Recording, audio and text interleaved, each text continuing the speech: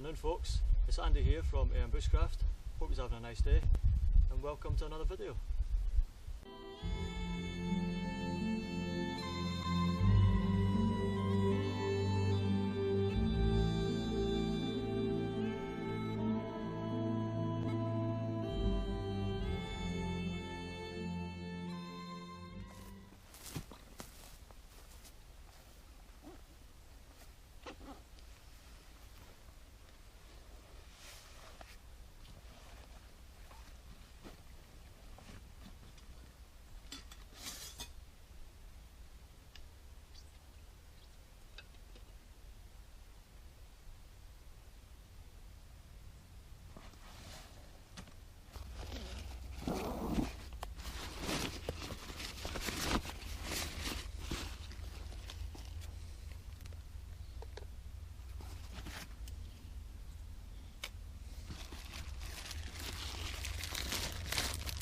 Nice steak for later, slowly thawing away there. I took it out of the freezer this morning, put it in my bag to thaw out as the day goes by.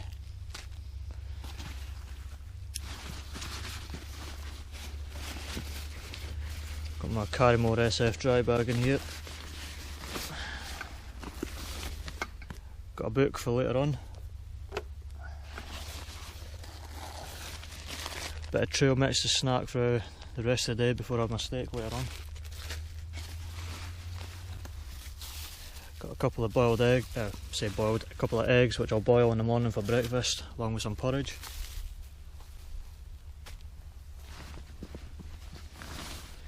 Got my pine wood shirt just in case it gets a bit nippy later on. I'm not expecting it to, but you know, just in case. A wool hat, again just in case. This won't look like nothing now, but I'll explain it a bit later on.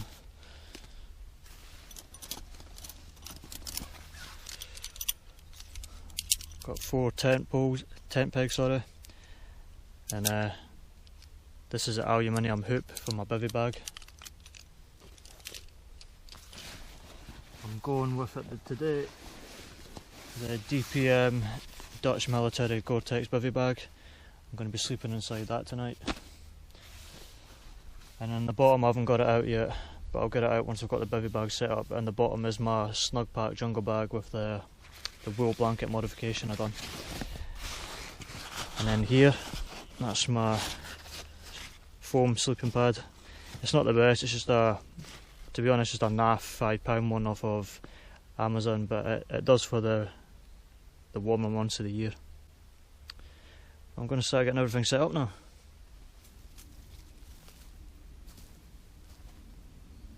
Just going to get rid of any of the big chunky bits of stick that's on the patch of ground where I'll be setting up my bivy bag.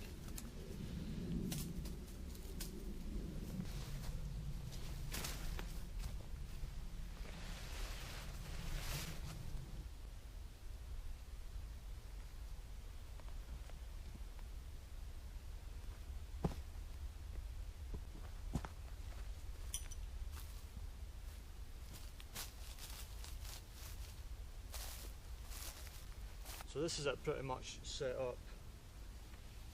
You can see it zips down to about 3/4 lengths of the way. It also zips up at the top. You've got this rain flap over the top, so if it happened to rain it will shed the water away. But it's also got this bug net mesh bit as well, so what you can do is you can unzip the outer membrane on it and then just have so it's left open. You get a bit of ventilation in there during the night in the warmer months, which is what I'm planning on doing tonight. So this is my sleeping bag, and this is the green wool blanket modification that I've done to it. So it's sewed along this seam where the zip is, and then it's sewed along the middle. I've left the top of it, it's unsewn at the top, and the same with the bottom, and then that sort of leaves a sleeve, and that's where I slip my roll mat into. At the bottom what I also did was folded another piece of material over and then folded that in, and it leaves a sort of little pocket at the bottom to put your feet in for a bit of extra warmth. So you've got the wool blankets put over yourself, and then the outer of the sleeping bags put over yourself. So it gives you that little extra bit of warmth. But if it is too warm, like I imagine it's going to be tonight, then you can just fold the wool blanket over, and that's extra padding to lie on. And then just use the outer of the sleeping bag. I like this bag because it also comes with the mesh net on the front. I won't be using that tonight because I'll have this one, unless it gets that hot that I want to take that one off so I get a bit more air ventilation, and then I can use this one.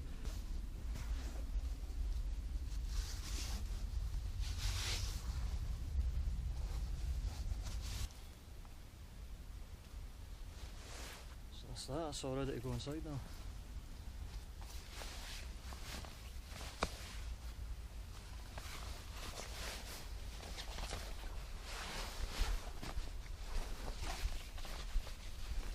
So the next little mod I've got is this. This is something, I saw this a long time ago on YouTube on someone else's channel when I first got this bag. Basically this is one of those like flexible metal rods that's inside. It's got like a sort of a really thin foam film around it. You just bend them. I don't really know what they were for in the first place, but it sort of holds its shape. So what I did was got some of the copper plumbing insulation foam, it's that thick, put it around it and made this little green waterproof sleeve, sewed it all up inside and basically just keeps it all together. What I'll do with this is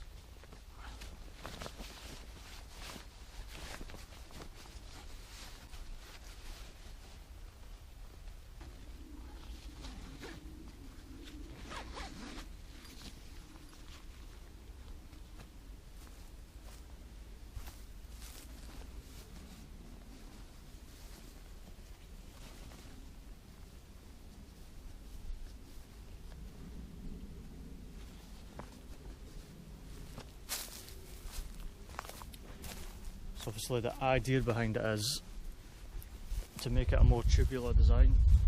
So rather than all this is just lying on top of you, this keeps it up off of you. When you get inside it you can adjust that a bit better so it all sits a lot better, but you get the general idea anyway. I'm going to use this bracken for tinder.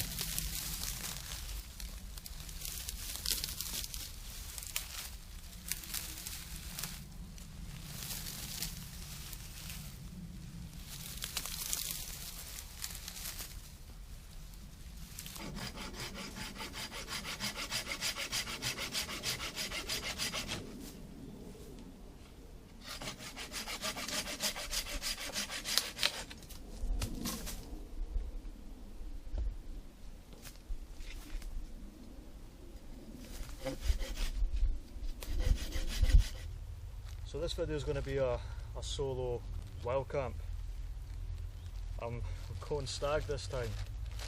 Rusty, I don't have him with me. He's my, if you haven't watched my channel before, Rusty is my chocolate lab. He's my bushcraft buddy. Usually I bring him out with me every time I come out, whether it's I do an overnight or whether it's just for the day. But we had to get him neutered. That only happened a couple of days ago, so his stitches, they haven't healed properly yet, and the vet says we can't bring him out on like long arduous walks yet. So he's at home, grumpy. You should have seen the looks I got as I was going out the door, because see when I started getting this ready and I put, you know, my green trousers on and my brown boots, he knows exactly where we're going, and because he wasn't coming, he was not happy. But I'm all set up now. Got my DPM Dutch Army Gore-Tex Bivy bag. I've got all my fire lay ready. It's only just gone 10 to 4 now, and I brought some steak with me to cook on the coals. But it's too early yet. I think I'm going to leave it till about 5:30 before we get the fire going. So I'm just going to snack on a bit of trail mixer now.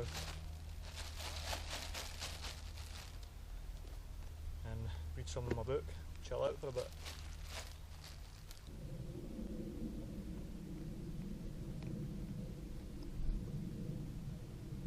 Temperatures went down quite a bit.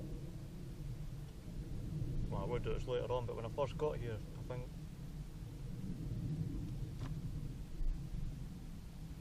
sorry, I'm pretty peckish. When I first got here, I think it was about 24 degrees. Oh, that's what the car said, so it could have been a few degrees less than that, maybe 21, 22. And I was carrying my stuff, and then I've got my wee water bag over there, and I always stop off at this little stream that I have to come by to come this way and fill it up, rather than filling it up at home and carrying it the whole way. And then I had to carry that the rest of the way, and my god, coming up this hill, it's a beast then. I was sweating, and I've got eczema, so like when I sweat it gets really itchy and really aggravated. So when I first got here I was like, like my trousers down by my ankles, like scratching all my areas where the eczema flares up. Sorry, that's a bit graphic, I just realised. But that's how it is.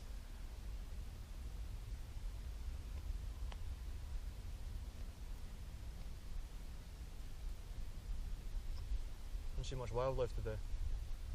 Usually see deer knocking about, but not today. I guess they're out in the shade somewhere. They maybe start coming out now while it's cooled down. So I'm just about to get my fire going, start burning it down to coal so I can cook my steak. This is my fire lay all prepared. I done it earlier on. So I've got my kindling here. Now this is all sort of pencil lead, pencil thick, and maybe pinky thick type stuff. And this is what I'll throw in initially once I've got it burning. And I've got a pile here of the thicker stuff, and this is usually like thumb sized or slightly bigger than my thumbs. Then I've got my fuel wood over here. And this is what I'm going to burn down to coal. This is all oak. Well, apart from this bit, I'm not sure what this bit is. Maybe sycamore or something. But the rest of it's oak.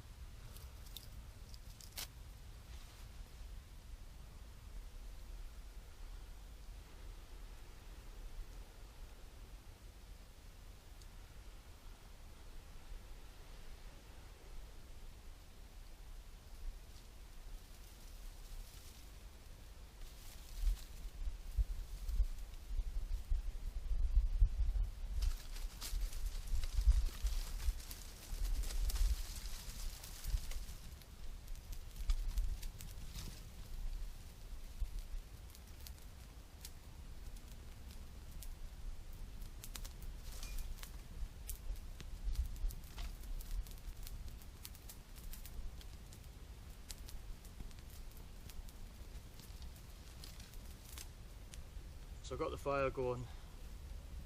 I've cut most of it out, the oak's on it now, just letting that burn down to a nice bed of coal so I can cook my steak on it. Same as last time, I seasoned it the same way as on my last Caveman steak video. Then I put it in the freezer to freeze, and I took it out this morning to let it thaw out throughout the day as I was coming here. Now it's ready, it's good to go. It's still in a bag, I'm just going to keep it out of the sun. Yeah, I'm getting hungry now, getting hunger pangs in my belly.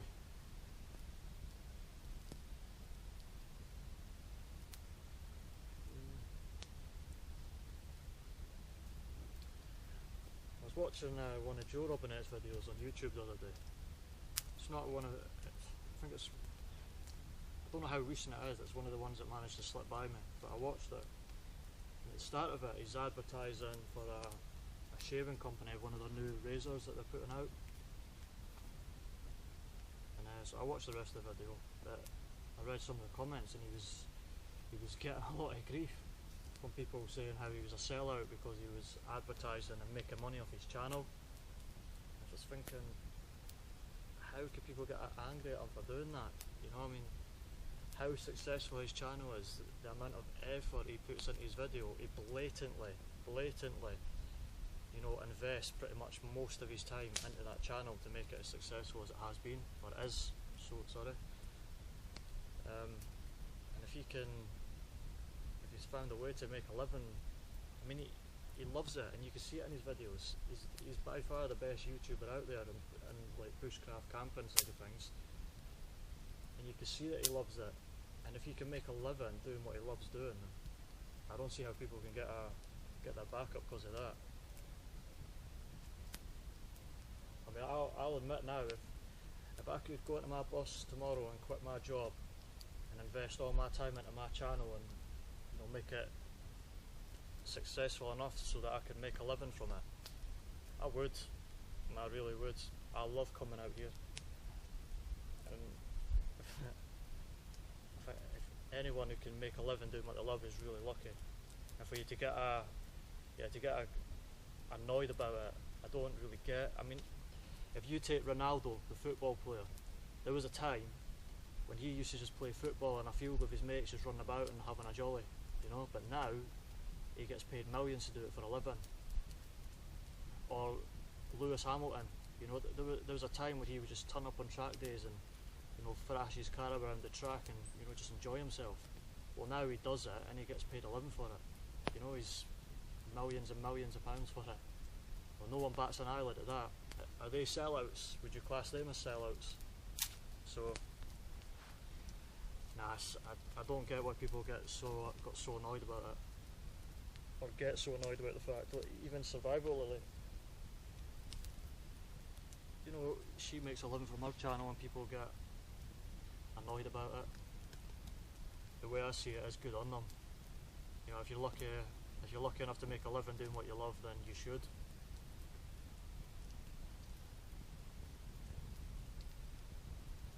I mean, I'll make an admission to you. Right, so I've got my ferro rod here, the one that I made myself. And at the beginning of the year, I did a giveaway with a ferro rod that I made myself as well. And a couple of the comments that I got was, you should sell these, and I have been. Like, since that giveaway, each month I've probably made maybe two or three a month, and I've been selling them on eBay. And I use the money for, you know, petrol money for coming out, or buying new kit for coming out. Like the camera, I used to use, well, I still have it, and I probably will still use it, but I've got one of those lapel mics, and if I sat so far from the camera, the arch of the cable could be seen in some of the shots, and it annoyed me that that's happened. I never realised it at the time. So what I've done is I've bought a new external microphone that just plugs into the camera, and it's the Rode Video Micro. Now, they cost about £50. Now, I wouldn't have been able to buy that if I hadn't used the money that I'd made from selling the ferro rods on eBay. And like Joe Robinet's videos, you know, he travels like 10 hours at a time going to some of the places he goes to. That's just one way. So you think he's got to come back 10 hours, so that's 20 hours of fuel for his car to go to the places he goes so he can make the videos he makes that we all watch and love. So, nah, I don't see why people get such a bag on about it. Like, good on them, I say.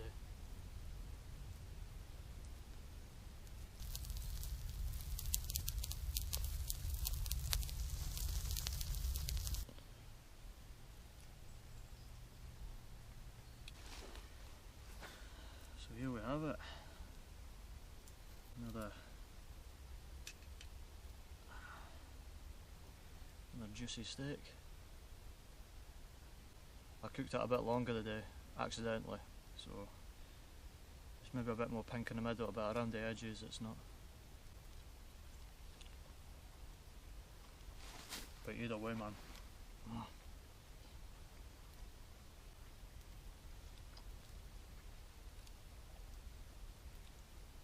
Still amazing. And the other thing is, I don't have Rusty, so I don't have to share it with anyone. It's all mine. All mine.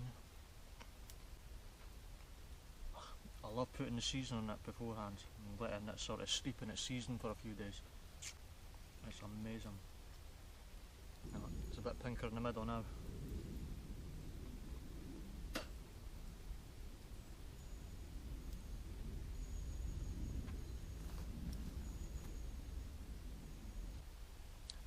Last bit, Caveman steak. Yeah. Fork and knife down. I am done.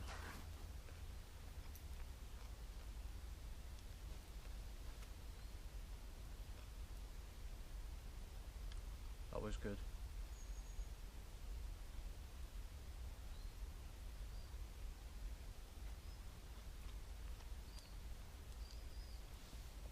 That was worth a 3-hour drive.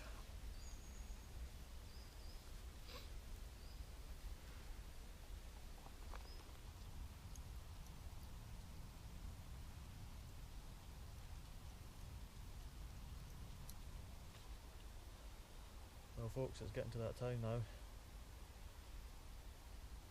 It's coming on for 10 o'clock. I'm pretty tired, to be honest. I think the heat's really drained me today, all the walking to get to here. So I think I'm going to read my book for another half hour, and then I'm going to jump into the bivvy, get my head down for the night. I've got this little candle burning. It's a homemade one. It's beeswax and citronella. I've heard the citronella is good for keeping the biting flies away, which I suppose it's doing alright. It's keeping the worst of them away. You get the odd one coming by now and again. But the fire's burned down now, so I can't, there's no smoke now to keep the insects away. But yeah, another half hour reading, and then I'm gonna get my head down. So I guess I'll see you in the morning.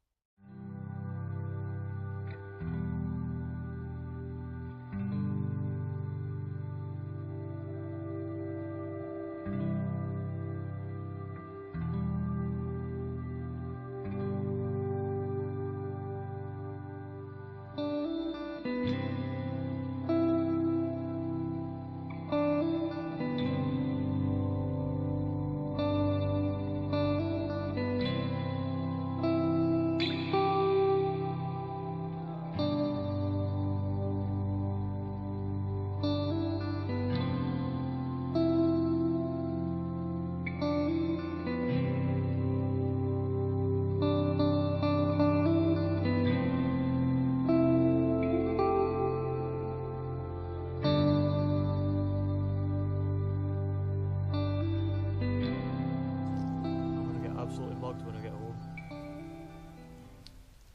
Rusty.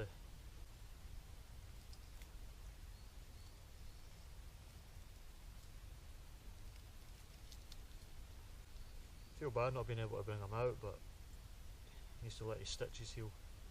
Because here, I couldn't bring him here on a lead. There's just no way. It would be no fun for him, and it would be no fun for me trying to control him in here on the lead. So it was fairer just to leave him home. I mean, I reckon by the next time I come out here, he'll be ready.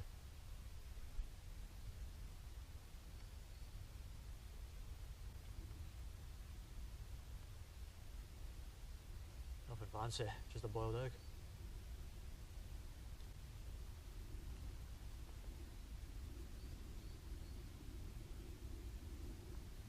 Two of them. Nice wee brekkie that is. Porridge oats and a couple of boiled eggs.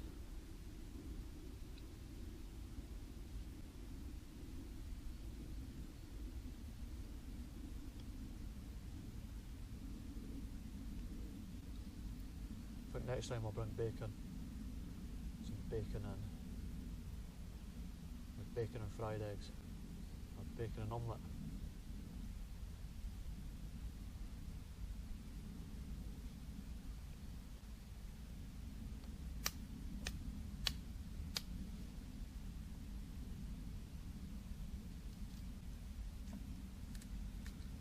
Next time though, I'll probably have to share it with Rusty.